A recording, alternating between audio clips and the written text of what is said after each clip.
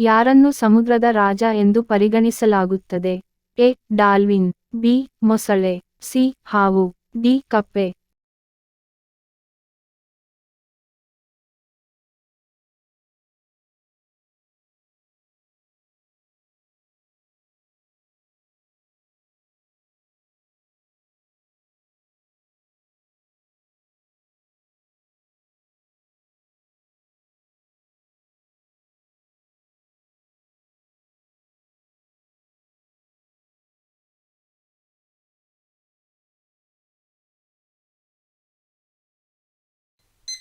ಸರಿಯಾದ ಉತ್ತರ ಬಿ. ಮೊಸಳೆ.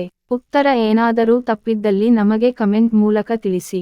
ಹಾಗೆ ನಮ್ಮ ಯೂಟ್ಯೂಬ್ ಚಾನೆಲ್ ಫಸ್ಟ್ ಟೈಮ್ ನೋಡುತ್ತಿದ್ದರೆ ಲೈಕ್ ಮಾಡಿ, ಶೇರ್ ಮಾಡಿ, ಕಮೆಂಟ್ ಮಾಡಿ ಮತ್ತು ನೋಟಿಫಿಕೇಶನ್ ಬರಲ್ಲ ಬೆಲ್ ಐಕಾನ್ ಅನ್ನು ಒತ್ತಿ. ಧನ್ಯವಾದಗಳು.